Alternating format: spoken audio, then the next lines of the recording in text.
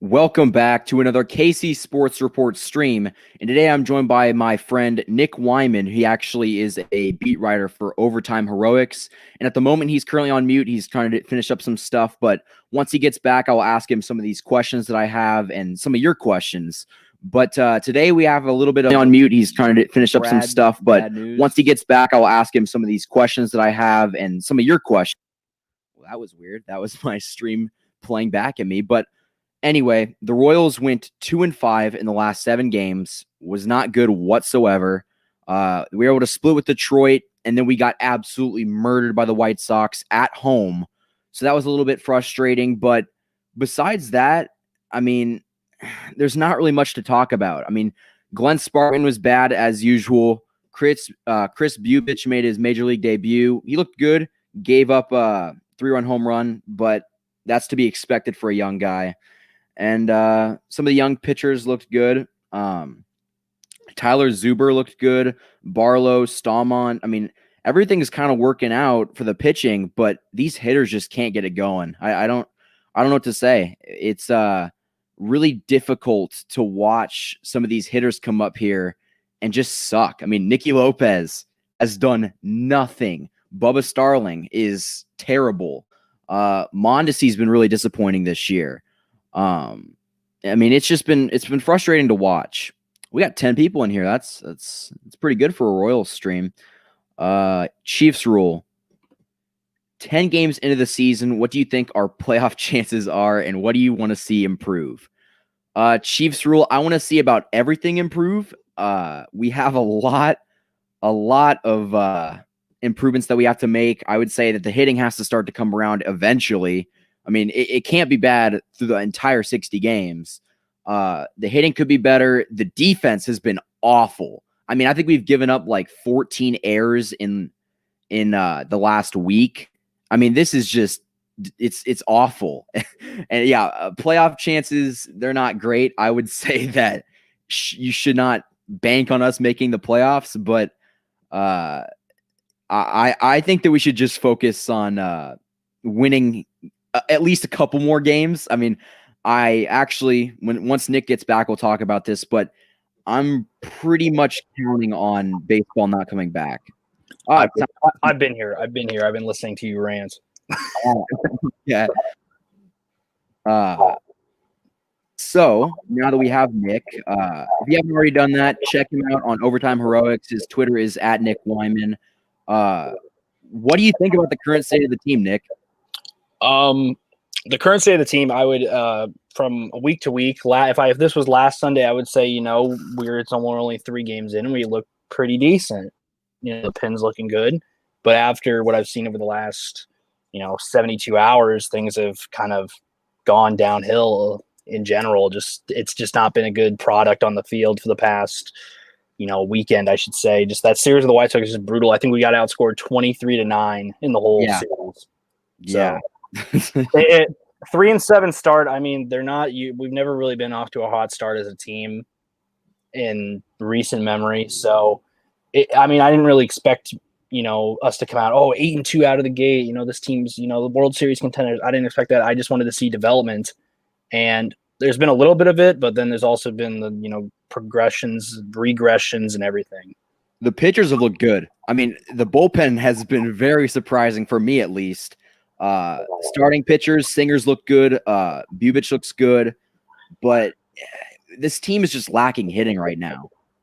Mm-hmm. Yeah, the runners in scoring position, there's maybe a handful of players who are able to move runners and get runners to score, and then there's a couple guys who are just, I hate to say it, but automatic outs whenever they are up to bat. It's just like, we got runners on second and third, 1 out, and our 8-9 guys come up and we don't get anybody across to the plate. It's frustrating as the bats are just cold as ice right now.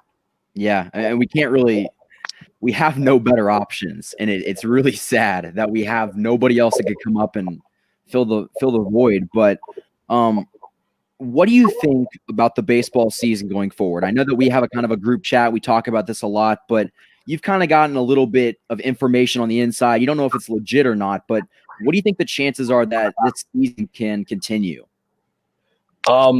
It's kind of up in the air right now. There really isn't a, we need X amount of players to opt out or X amount of players to test positive for coronavirus. And it's just there's really no rule for it. So it's just kind of just made up on the fly. So like we've seen the Marlins went down they haven't played since last Sunday against the Phillies.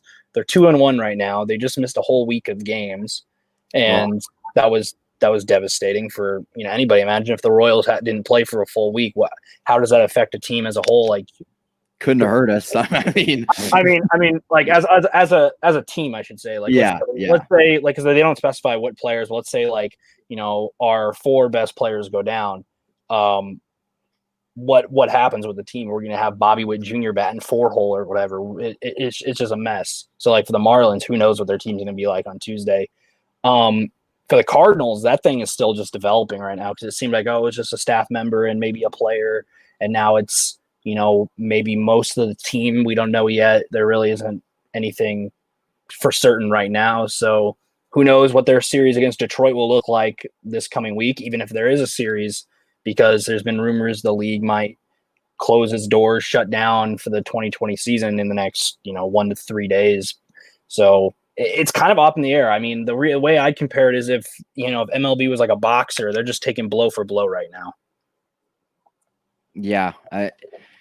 I just think that Rob Manfred had no actual plan. I don't think he had any plan whatsoever and just said, you know what, let's just go play. And it's showing that just cannot work.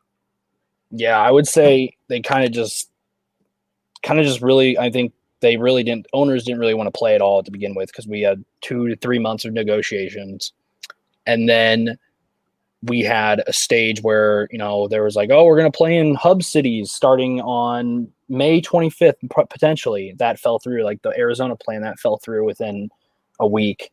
That was like, everybody just play in Arizona and play in like a bubble technically, but players in the MLBPA didn't want to do that. They didn't want to play in bubbles and be separated from family for 5-6 months. So, I mean, both sides are at fault, I'd say. What do you think the chances are that we even get through this week? I mean, like I said, I don't know. There's no written rule, like how many positive tests have to shut it down. It's very, it's kind of in Manfred's hands. It's balls in his court. It's his decision.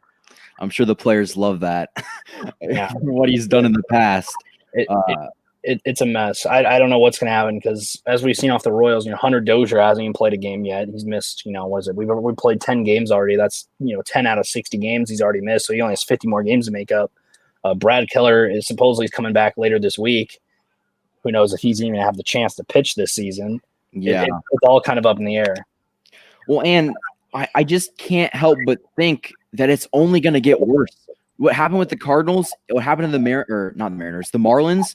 It's just going to keep spreading. I mean, I think I read that like a Cardinals pitcher was like at the casino like the night before a game. It's like, dude, this is not the time for this. And I think it's going to get worse, to be honest with you. Yeah, there isn't any protocols like in the NBA bubble. You have to be tested, every day or whatever. In baseball, you get tested every other day, but they can't control where you go,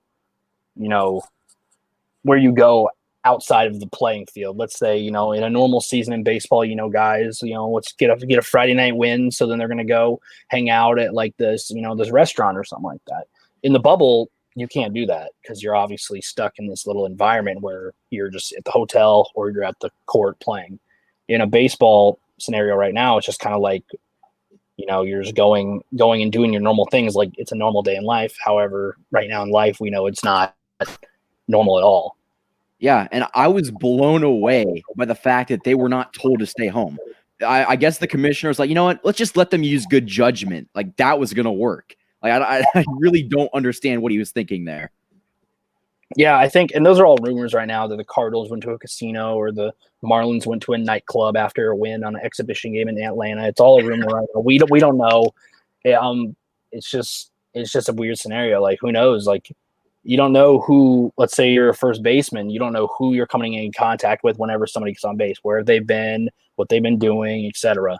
So like Matt Olson off the Oakland A's said, every time somebody gets on base, he's masking up because he doesn't know, where they've been.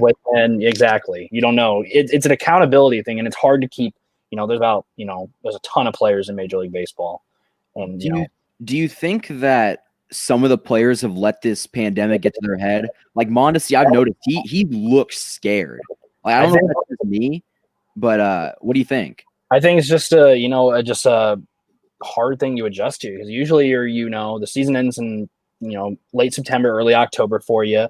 You just chill out, have your off season, which is about 3-4 months, and you come back in February, get ready for spring training, and you're in the baseball mood from February to March, getting ready for opening day. This year, spring training was about a week away till opening day, and they shut down. Then all the players were kind of in question: where do I go? Do I go back to my home country? Do I just go, as a young player, do I go live with my parents for 3 months? It was a confusing time for everybody, because there really wasn't a playing field you were supposed to do. So some of the players were working out and staying in shape, some of them were not. And it was just, I think, guys just didn't get their full reps in. And that just happened with Mondesi. I think, he was coming, but they didn't know if he was necessarily going to be ready for opening day back in March. But, it was just I think it was just a mentally and a physical thing for all those guys.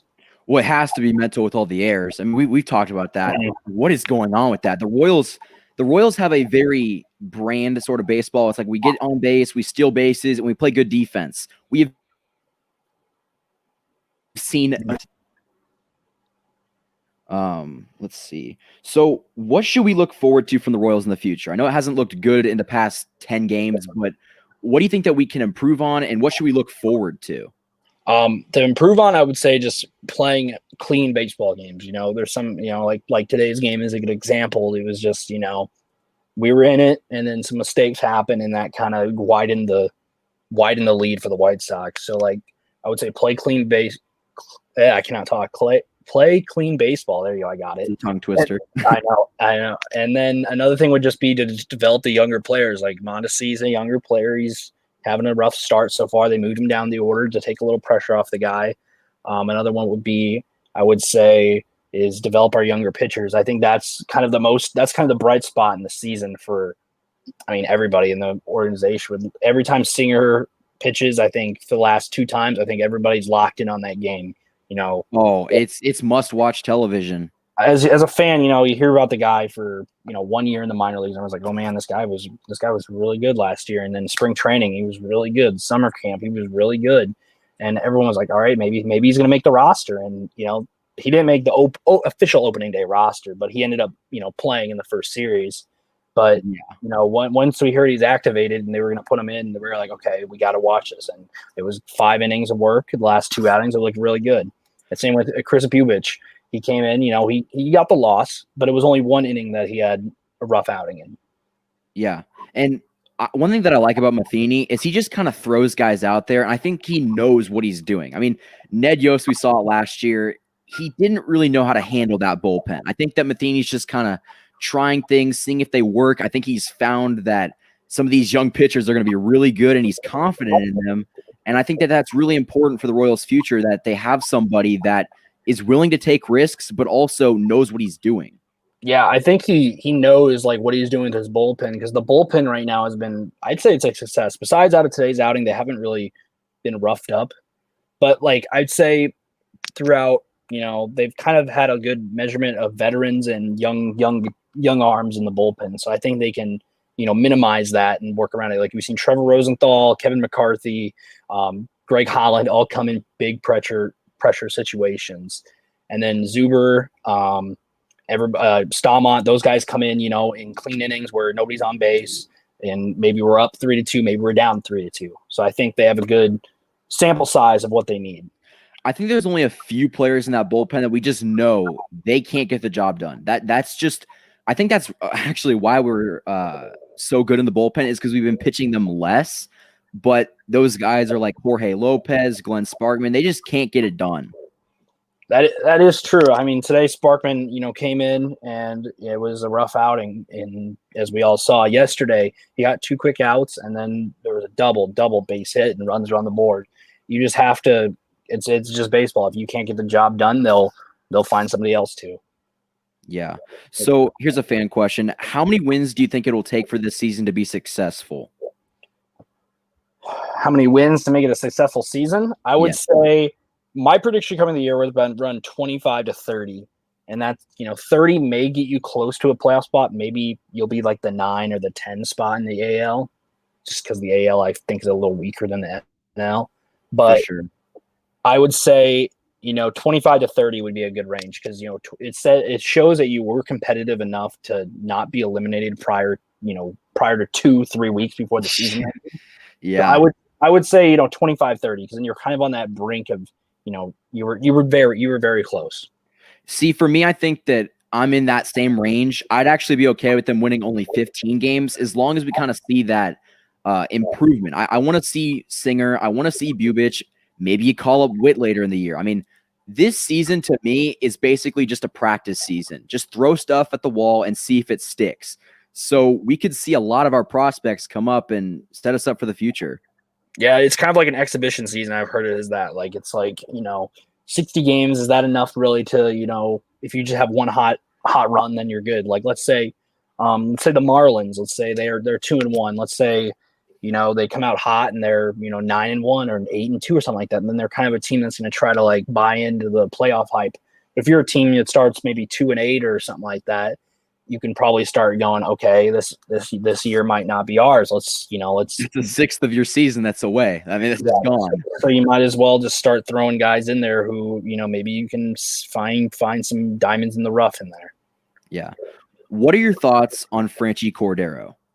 Franchy Cordero, they traded for him maybe 4 days prior to opening day. I didn't really know a lot about him prior to the season. I've seen a couple of his long home runs, which I've seen. And I think, if they develop him rightly, he could be maybe a left-handed Jorge Soler in the future. He's got a lot of power. He's a young player.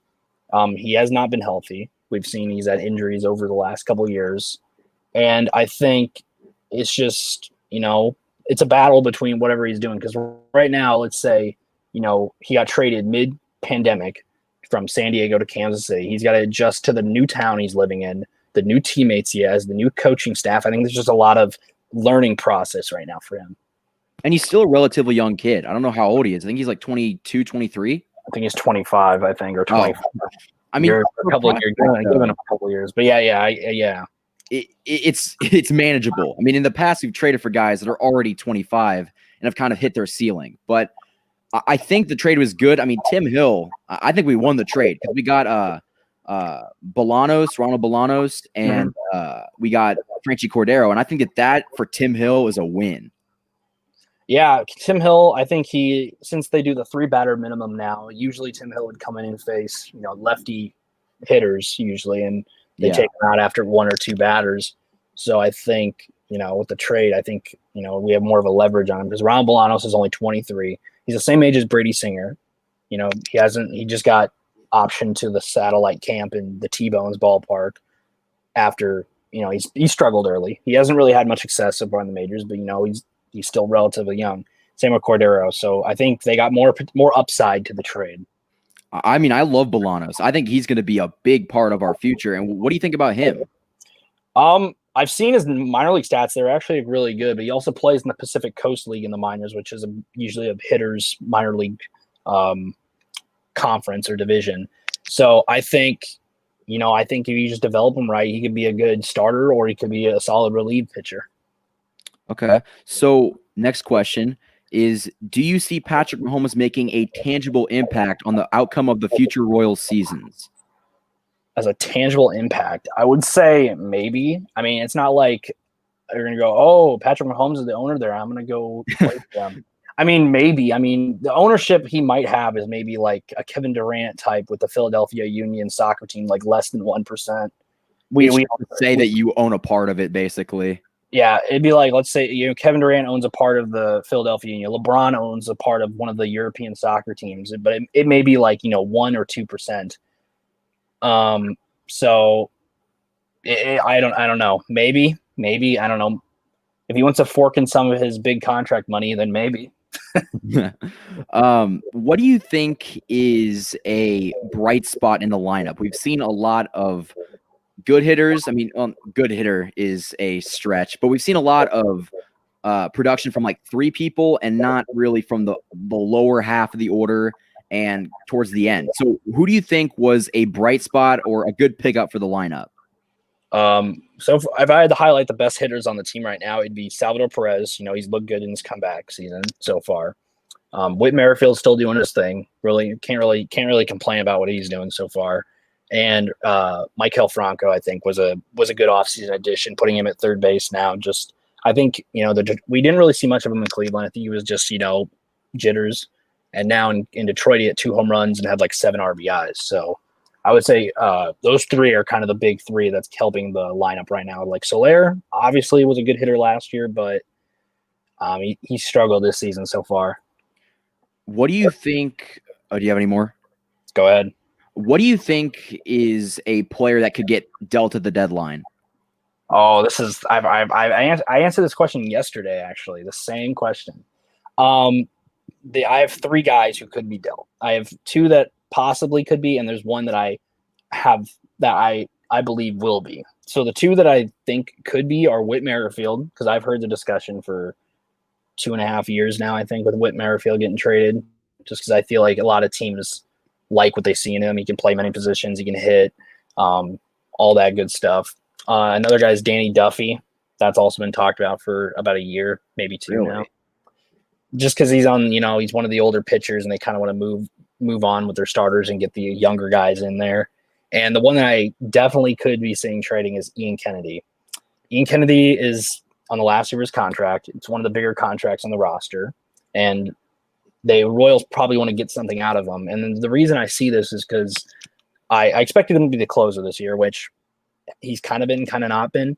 I think they're trying to show other teams that, hey, he could be a starter. He's been a starter in the past. He can be a mid-reliever like he's doing kind of right now, or he's being a closer. So they're trying to show teams he can do all these different things and try to get something out of an older pitcher. Well, I was surprised that he's playing everywhere. I mean, the Royals right now don't have a defined closer like we've seen in years past. Yeah. So I guess that is an advantage because you got Trevor Rosenthal, you got Greg Holland, we've seen Tyler Zuber do it, obviously Ian Kennedy, and I think that shows a lot of flexibility. Yeah, I think they're just trying to do closer by committee and kind of just, trying out whatever works, because you don't know who's going to be good. Some closers go out there, like as I've seen with Edwin Diaz of the Mets right now, he's struggling to close a role. So it's kind of just, flexibility, like who can do what right now. Yeah. I see Nicky Lopez being traded. We get like a bucket of like big league chew for him. He's not going to command much. I would say not. There's probably no chance they're trading Nicky Lopez. I will say that right now. What happened to Nicky, dude? I mean, I remember hearing that he was going to be the next Whit Merrifield, and then last year I think that he kind of got the short end of the stick, but he's just not panned out. Well, in AAA, he was hitting the ball everywhere, all over the ballpark, and I think he came up to the majors. He had a really good first game. But then I think just, the major league pitching from AAA pitching is so different. It's just another level. It just jumps. And I think he's just not ready to hit major league pitching yet. I mean, he grounds out a lot. We've talked about this before. He grounds out a lot. Yeah. And, I mean, he did have an RBI today. He did have an RBI to left field. So I think if he can work on hitting the ball more to left center field and the left side of the diamond, then he'll get more success at the plate. Do you think that he's just too pull happy? I think so. I think if he pulls a lot of things to second base, first base, right field. If he can hit more to left center, I think he could be a very successful hitter in Major League Baseball. So you think that he still has some time to develop? Mm-hmm. I think so. I think a lot of people are just trying to can him out already. It's he only played little over 100 games. It's not a full season in Major League Baseball. I wouldn't can him because after this year, let's say we play 60 games, he's only played 160 games, which is just like one normal season. So yeah. I wouldn't run him out of town just yet. Yeah, I think that he's still got some time. I think that there's some players on the roster that don't have that time. Like Bubba Starling's time's got to be coming close to an end. I mean, I don't know what more we can get out of him. Yeah, there's a couple just because of the options. Like Bubba Starling and Brett Phillips are the two that, besides pitchers, are the two that really stand off the page right now. Just because there's some of the outfield's very crowded. right now with Frenchie Cordero now, with Nick Heath getting called up, Witt playing the outfield, Alex Gordon's still there, Jorge Soler, Hunter Dozier coming back. The outfield's just kind of very crowded. So if you could not make – there's going to be a couple guys who end up not making it in that outfield. Okay. So what part of the roster does a championship manager develop first? Jeez, there's a deep question here. What part of a roster does the championship manager develop first? I would say pitching. It all starts with pitching. It'd start pitching first because, like, you could hit, you could score 5-7 runs a game, but you could still lose giving up, 9-10 runs. So I would say focus on pitching first, and then you move on to your hitters. I'd say pitching and middle infield because you can kind of get outfielders. I mean, we've seen it in the past. The Royals get outfielders in trades, and we just pick them up. It's just finding that everyday middle infield guy, like finding the Mondesi, finding the Nicky Lopez, or maybe Nicky Lopez's replacement. It's difficult, and the Royals need to find a way to do that. Mm-hmm. And then a lot of your middle infielder guys can play, multiple positions. Like Hunter Dozier was a shortstop when they drafted him way back when, and now he's moved to third base, first base, and now he can play right field. So, yeah. Is there a prospect that you're the most excited for? That's not yet played in the majors, or yes, that's not made its debut. Oh, man, that is tough. I would say Daniel Lynch. He's a pitcher. Daniel Lynch. Really? You're rolling with Lynch over Lacy? Lynch. I mean, Lacy hasn't even touched a rookie ball yet, so I wouldn't say I wouldn't say anything yet. Lacy, I mean, I'm excited for, but he hasn't even stepped foot in. He technically hasn't stepped foot in a major league club yet, a professional baseball club, because he's not with the satellite camp. So I would be excited for him, but he hasn't yet done anything technically. Do you think that it would be harmful to bring up Bobby Witt this year? Depends on when we're talking. Like right now, I'd say yes. Just because let's say he plays 50 games and he bats 150, then fans are gonna be like, "Oh, this guy's a bust" and everything. It's like the guy who played in rookie ball last year. From rookie ball to Major League Baseball is very not common, because even Bryce Harper took 2-3 years in the minors. It takes time to develop. Let's see Chris Bubich. He's played in A ball. The highest is A ball, and let's say he struggles this year. The jump from A ball to MLB baseball it's huge. It's huge. So imagine from rookie ball, which is just your rookies pretty much. It's pretty much all rookies. Yeah. So imagine that. Yeah, it would be tough. I think didn't he just turn 19, or was it just turned 18? Turned 20. He just turned 20. I'm off of my ages today, Nick. You're good. He just turned 20. Yeah, I mean, he's a young kid, but I think he's going to be up here in the next couple of years. I think so too. I think 21, 22, I think is going to be the age he makes it up here. And I mean, who knows what happens this year? If somebody goes down, he's thrown right in there. So this is a really good question. How do the Royals retain players after successful development?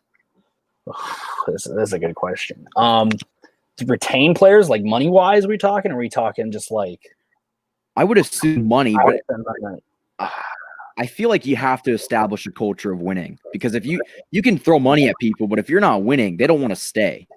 Yeah, you have to be like the Yankees. The Yankees are established dynasty pretty much. They haven't won a championship in a while, but yet the Yankees are always the AL East. They're always in the postseason. They're an established club. In Kansas City, the Chiefs were awful for such a long time. It took a while for them to finally get going. And, they're late 2015, 2016, they started getting established a little bit and started developing players, and they drafted a quarterback, and now, they're kind of the face of the NFL. I mean, that goes for baseball too. I mean, the Royals are kind of at the bottom of the pit right now with a lot of teams, the Mariners, etc. They're just having trouble staying afloat and not losing 100 games. So I'd say just you have to show that you have potential to retain players.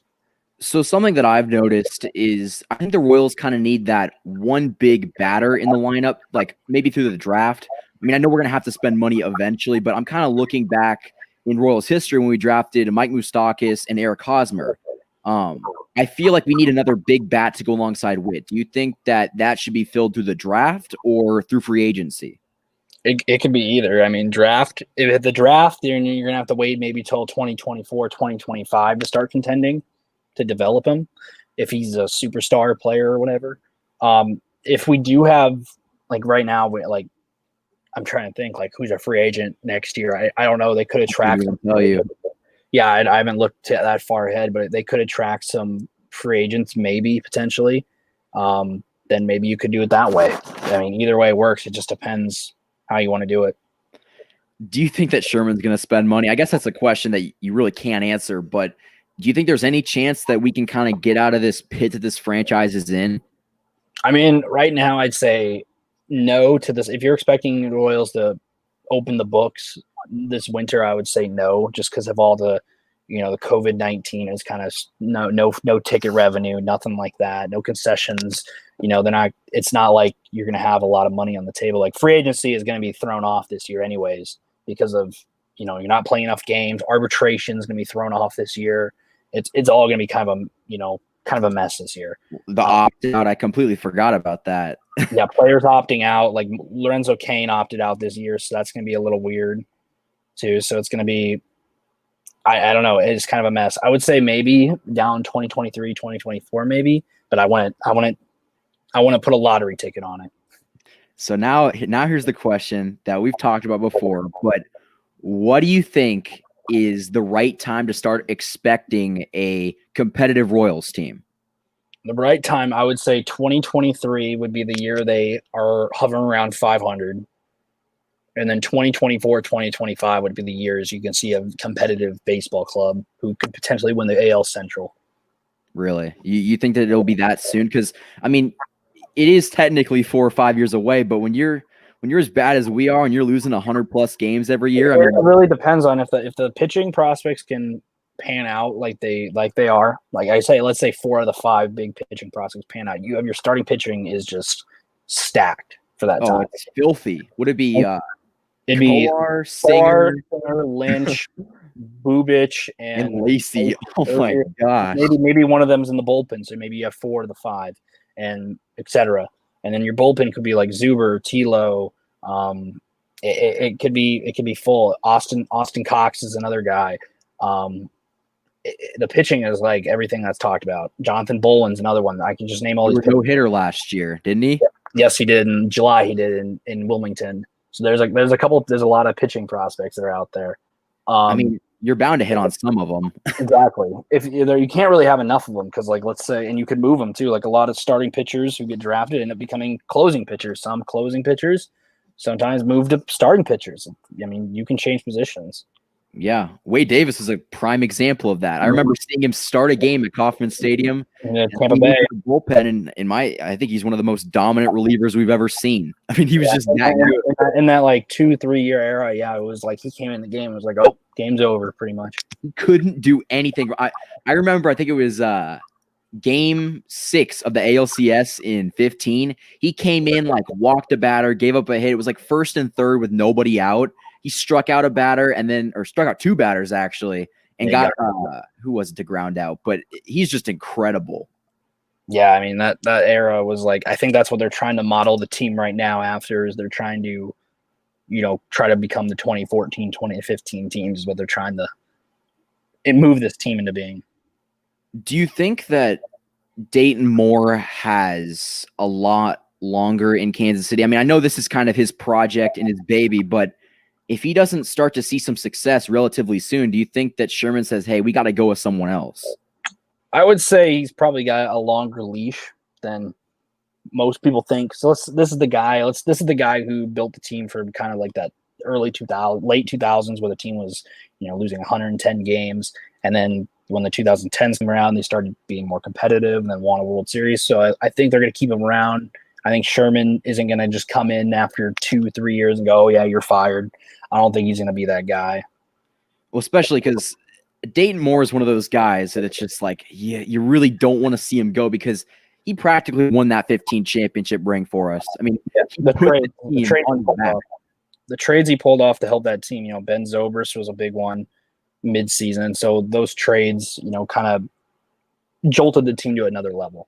Well, even the trades to get some of the pieces in place, like trading Greinke to the Brewers for Kane and Eske. I mean, without that, when Kane and Eske were like not even notable, so a lot of people didn't like that trade. I remember I was very young at that time, but I remember a lot of people were like, "Oh, that's a bad trade. We just traded a Cy Young pitcher away." It's like I was too young to really understand what the heck that trade was, but Actually, I remember talking about that right now. I remember like sitting in a car and just hearing that we traded Greinke, and I think that the safe thing is to say that we won that trade. yeah, after it took maybe 6-7 years, but it finally paid off. Let's see. Is a knuckleball a dying art, and could this pitch save the Royals bullpen? I would say It's definitely difficult. it's But kind of non-existent anymore in baseball. Like R.A. Dickey was probably the last one to do it, and Tim Wakefield. Those are like a handful of names.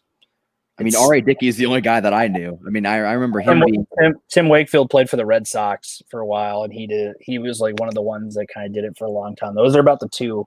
There's maybe some older ones that I remember, but those are the two on top of the page. That's two out of thousands of pitchers in the last 10 years.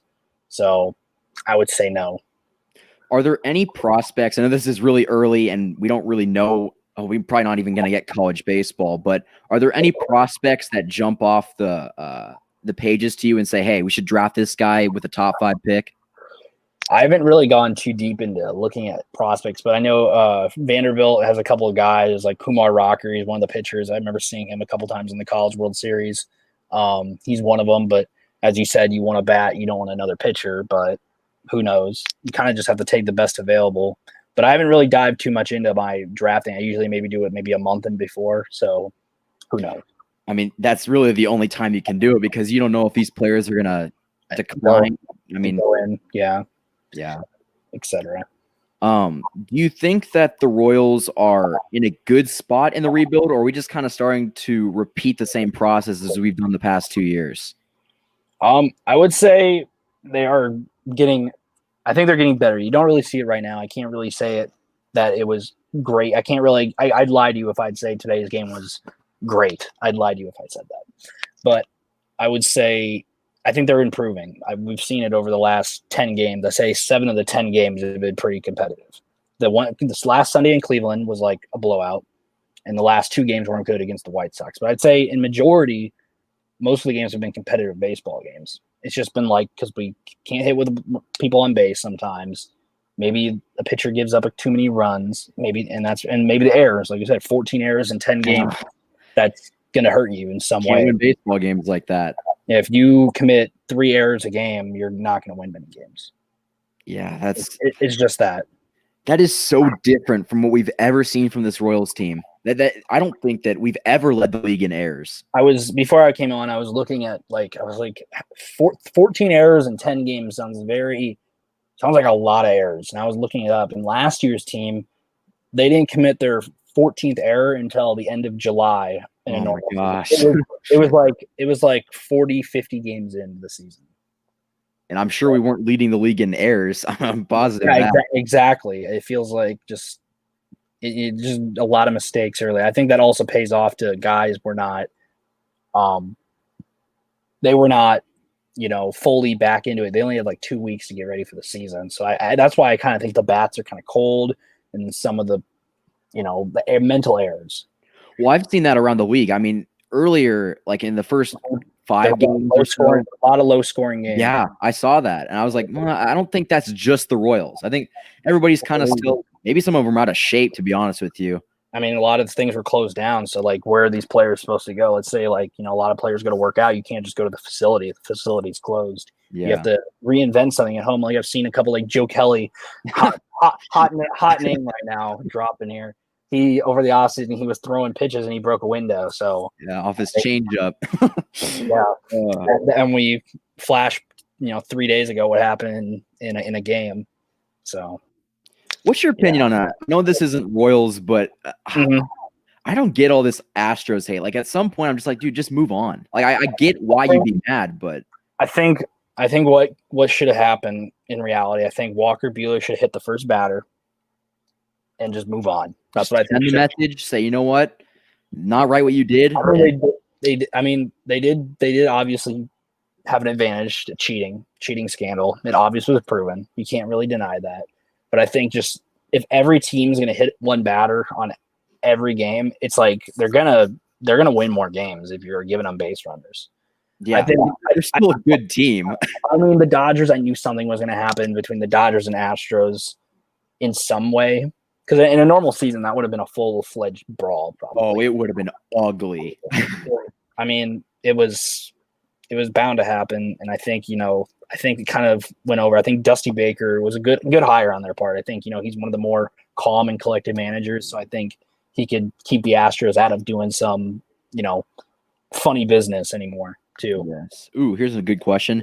International scouting doesn't exist in KC. Do you agree, and why? I actually don't agree. I mean, we've seen it before. Perez, Ventura, some of the other guys like that. And didn't we just pick up a shortstop, I believe? Eric Pena, he's an outfielder. He's like 17. He's like 17 right now. I've heard he's going to have a very good chance at making the majors. I mean, he's a good kid. Yeah, I've heard a lot about him. He's an outfielder. He's only 17 right now, so I can't really say, oh, he's a bust or whatever. He's 17. I'm 18 making videos on the internet, and this kid has a major league contract. Yeah, he got internationally scouted by a major league baseball team. Just to make you feel a little less accomplished, but there you go. He's going to be good, I think. But I would say that our scouting for the international is actually pretty good. Yeah, they've had a couple over the years, like you said, Ventura and Salvi. Salvi was like 16, I think, when he got signed. Wow. I think Frenchie Cordero was from the Dominican Republic, I believe, and he was signed internationally by the Padres too. So a lot of people do get signed internationally. In my opinion, that's where the best players come from. I mean, international players. Yeah, the international pool. Yeah, you really gotta make a splash in them, pretty much. I know Yohan Moncada, the White Sox, we just saw he was there, so that's another one. Royals are in a good spot with the pitching they have in the farm. I'd agree. I think that at this point, covered it. Yeah, we did cover that. But we're loaded on the pitching staff for the future as well. Yeah, like I said, you can't have enough pitchers, and they've just kind of gone out and got a lot of pitchers. Like I said, Singer, Coar, Bubich, Lynch, Cox, Bolin. They're just kind of throwing everybody in there, and I think they're really set on it. Do you think that our window this time around will be longer? I mean, last time we only had 2 years of basically good baseball. It was 14 and 15. And in those years we were great, but I'd almost like to see longer term success and just to be more competitive over the future. You think that's a realistic opinion, or what do you think about the future window? Yeah, I could see him being a little bit more competitive. Let's say the team, starts to be more competitive when they, whenever that is, they could maybe attract some free agents. Who knows what the other 29 clubs will look like? So maybe they can attract some free agents if Sherman wants to pay. It's kind of a domino effect. Depends on what happens with the team, what happens with the ownership, what happens in the world with after pandemic. So. Yeah, I say yeah, they could probably be the window for opportunity to be a World Series contender could grow. It could be another 1 year thing. So you never know. I mean, I'll take it. If it's a 1 year thing, I mean, heck, I'll take it. That's what it was kind of like, 2015 they won, and then 2016 people were like, oh, the opening day they had the big ceremony, reveal the World Series banner and all that, and then they didn't make the playoffs. So in baseball, it's really hard to go back to back or be very competitive every year. Baseball, I think, is the toughest sport. Would you say the toughest sport to make the playoffs? Yeah. Either that or football. Football, it's 4 divisions and 2 wild card. But now football expanded their playoff though, so I don't know. I'd probably say baseball, because you have to be, there's only on a normal year only 10 teams make it out of 30. In football, it was 6 on each 12, but now they added 14. So I'd probably say baseball. Do the Royals have enough in the bank to sign an all-star to a $250 million deal? Well, first off, there is no salary cap. Yeah, I don't know what all-star there is. Let me just look. I'm going to look up the 2021 free agents real quick. And honestly, like we've said this before, it's going to be a crapshoot because you're going to have guys that opted out. You're going to have guys that the free agency market's going to be like thrown off next year anyways because of guys only playing 60 games. So let's say I don't know, like Nelson Cruz is a free agent next year. Let's say, he's going off right now. People are going to be like, oh, I'm going to pay him, that $250 million. But next year he's going to be 41. Yeah, he's getting up there in age. Edwin Encarnacion's a 1-year deal. JD Martinez, it's like they're all getting up there in age, and if you want to spend that much money on a guy who's getting older, I mean, I don't know. I don't really know. I would have said Mookie Betts would have been the one. Maybe JT Realmuto, he's going to be a free agent. I think he got extended, though. He might have gotten extended. Yeah. I remember there was a big stretch where everyone was getting contract extensions before the season. I know I was very vocal in saying we should get a bat in free agency or in the draft, but almost I think that you should maybe spend some more money on the back end of the bullpen. I know we've seen some development and some promise, but I feel like just get somebody to kind of patch up the holes and maybe help the younger guys develop even more. Yeah, I mean, we have a couple of guys who could potentially be back in the bullpen. Daniel Tilo, who's not on the active roster right now, could be one. He's a lefty. That could help. Tyler Zuber, I know everybody's really been impressed by him recently. He could be a potential bullpen kind of guy. So there's a couple, but maybe there's a bullet closer, established closer that's in free agency in the next couple of years they decide to pick up. I know this is a tough question, and you might not even know how to answer it because it's something you don't want to think about. But if you were to say that one of these Royals pitchers is just not going to pan out and they're just going to flop, who would that pitcher be? Out of any of them, just are you talking about just the big ones like Bubic, Lacy? We'll go the big ones, and then we'll see overall which one you think is going to have the most trouble. Out of the big ones, are you? Oh my goodness, I would probably say, ooh, this is a tough question. There's two in my mind. Like Bubic is one of them who I could see having trouble just because they kind of he hasn't pitched in double A or triple A. They just kind of threw him in there. He's pitching in the majors, and like this could wreck his confidence. Let's say he has like a 6 ERA after this season, and he has to go back down to double A, and his confidence is gonna be a little shot. So he'd be probably the one. Okay, and then overall, do you think that it changes? Overall, I'm just gonna stick with him. I'd say I know like there's a couple other ones, but they've been pitching like in low A and stuff, so I won't really crab on them too much. So for this question, I feel like I have to take Ace Lacy out of it because Ace Lacy is going to be good. But out of all the pitching prospects, who has the highest upside?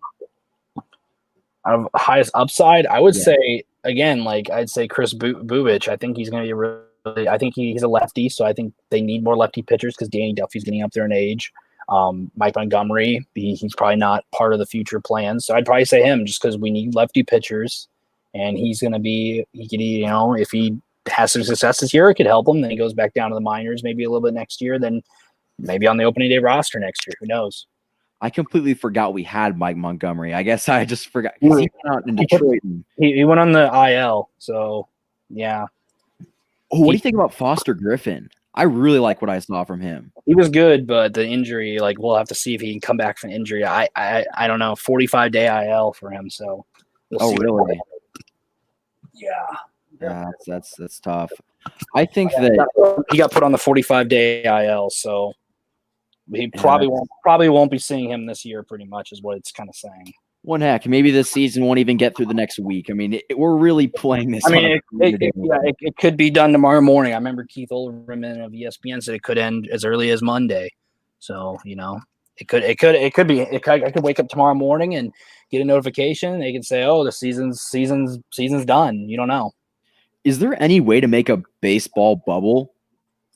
I mean, there could have been. My idea was you do Florida for the East, you do Texas for the Central, and then you do Arizona or California for the West.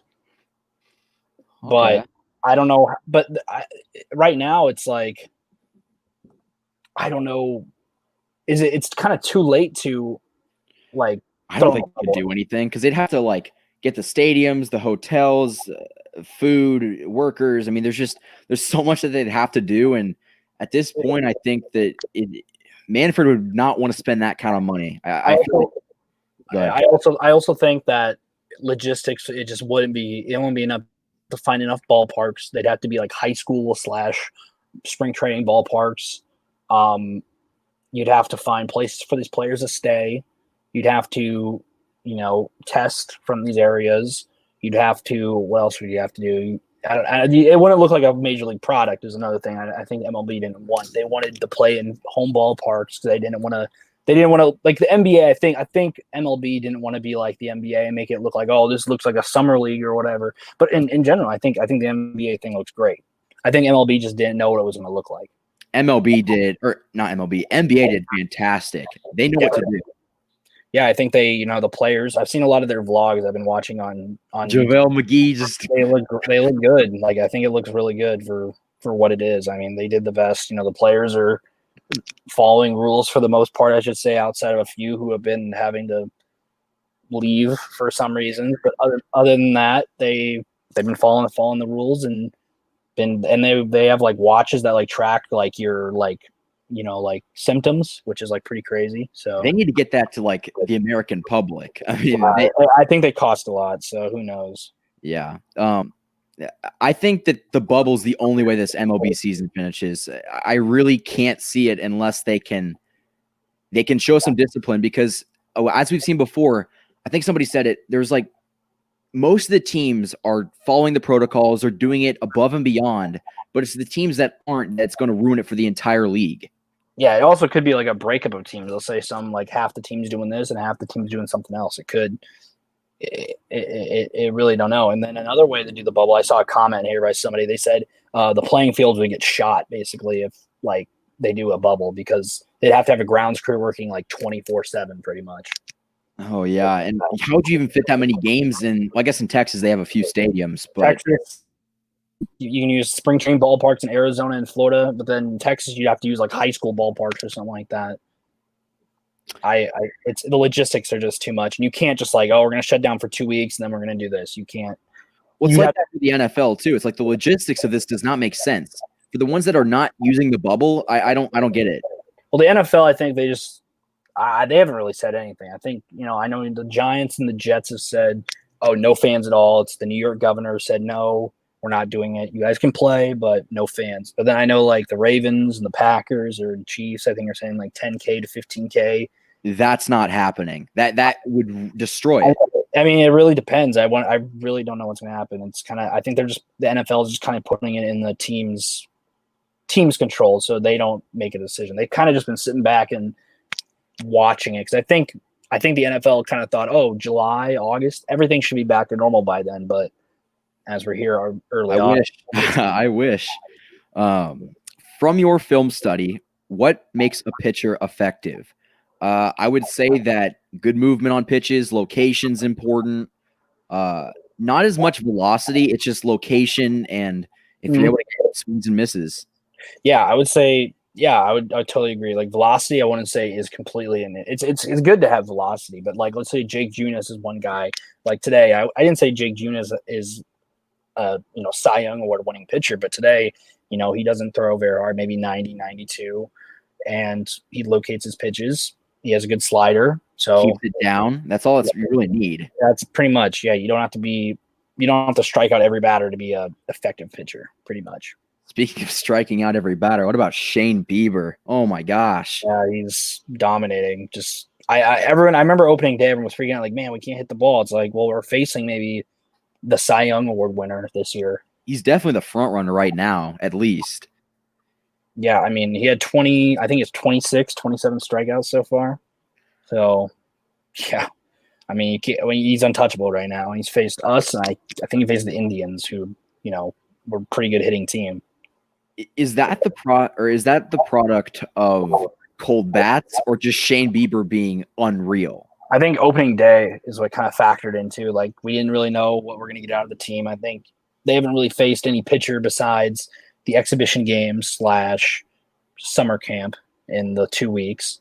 And then you got to face one of the better pitchers in the major leagues. I'd say he's still a pretty young pitcher too. So, and if he's on, there was really no touching him. And as we saw on opening day, there wasn't really anything you could do about it until he was out of the game. And even then, the Royals did not have much success against that bullpen. So yeah, they're a pretty solid team. Like the Indians and Twins. That's seems who's running the division still.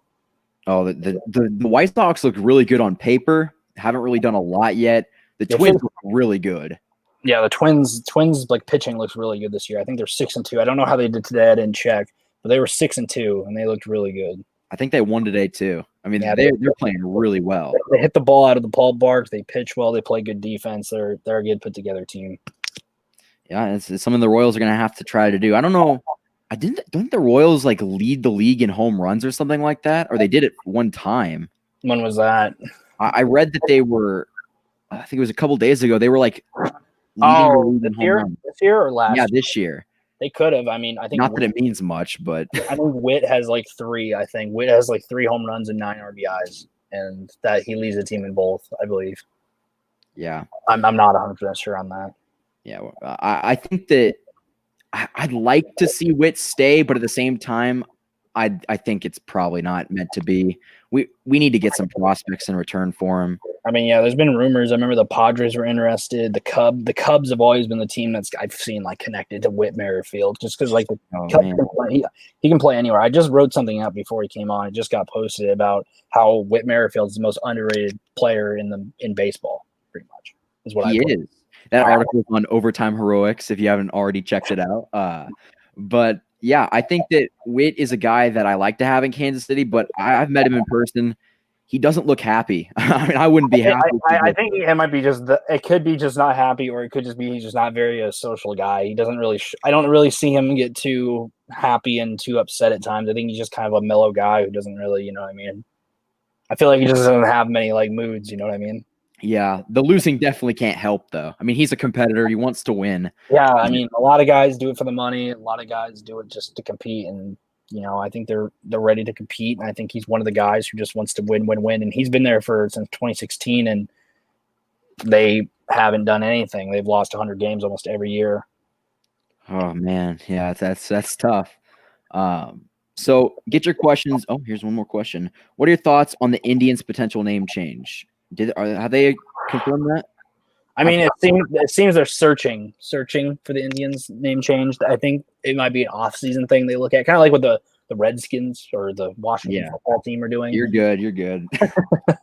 I mean, people call it either way. I know. I think that they're going to look it over in the off-season because they're going to have more time, whenever that is, you know, October to February, and then they're going to maybe lay down the uniforms and the name change and change the ballparks. You know, like how it says Indians behind home plate. They're going to change all that and just get it all figured out. And so they're not just scrambling mid-season, like, oh, by the way, now you're the Cleveland Spiders all out of nowhere. Now you're Cleveland. That's just your team name. You're just the Cleveland. Exactly. I mean, I don't really care. It's not my team. I think that out of all the team names that have Native American, what's the word? Inspiration.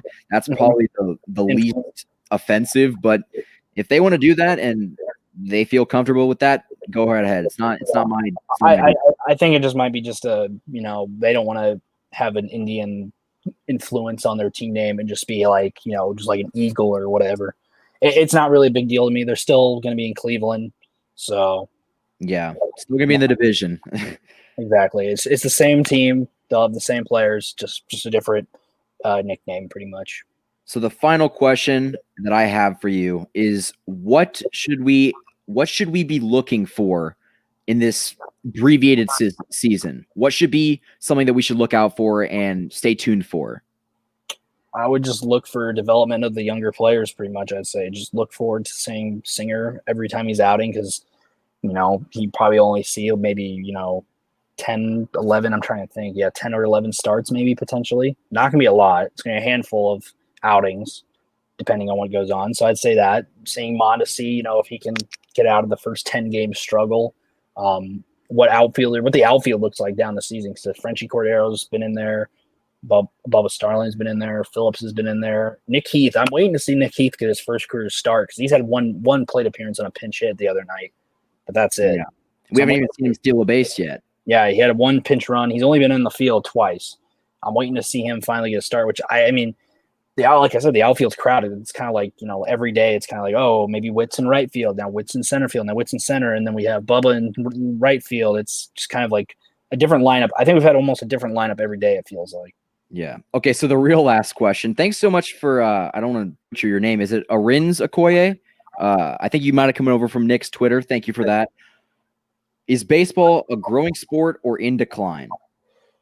Oh, man. I mean, I would say there's a couple ways it could be declining. I can see the question being phrased that way. Declining, it's like the blackout. If you have MLB.TV, there's a lot of blackouts. Like in the state of Iowa, for example, you have the Cardinals, Royals, Cubs, White Sox all around you.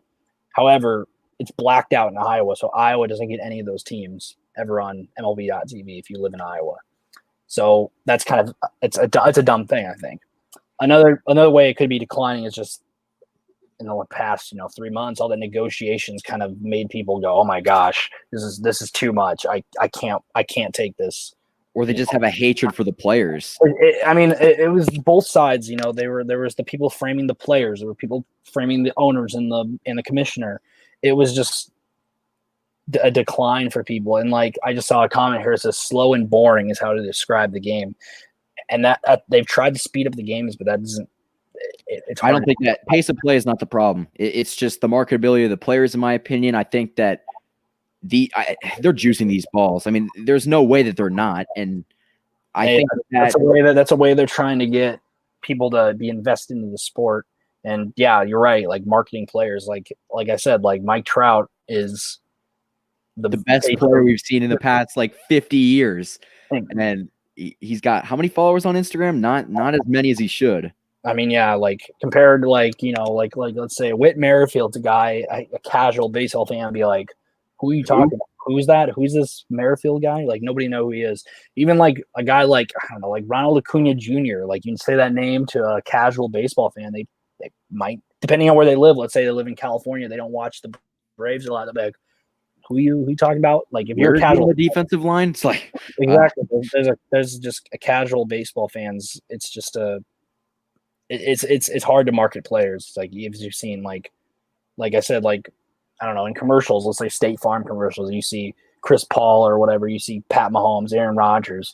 You don't see Mike Trout hopping on these commercials. The only ones I usually see him on are like maybe the Gillette shaving commercials for baseball. Do you remember the Mike Trout Subway commercials? Yes, I've seen that one. Those haven't been around in a while, but yeah, thanks so much for coming on, Nick. I really appreciate it. I think that you know a lot about this, and I think that it's just good to have these kind of conversations, get more people kind of on with the Royals. I think that's a good thing. So if the people don't already know, where can they find you? They can follow me on Twitter at Nick Whyman, just how it's spelled, like on the screen as you see right now. You can follow me on Instagram as well. It's NickY23. I'm kind of active on Instagram, not really, but I'm there. You can follow who I write for, Overtime Heroics, it's HT Heroics on Twitter, and you can check out any of our other articles at overtimeheroics.net. We don't just cover baseball; it's also basketball, football, MMA, boxing, soccer, hockey, etc. Yeah, and I've read the articles. They're very good. If you want that kind of information, definitely go check it out. So if you guys haven't done it already, hit that subscribe button. And I'll see you guys next time. Hopefully Nick will come on in the future so we can talk more. Definitely. All right. Thank you guys so much for coming on, and we'll see you next time. Peace.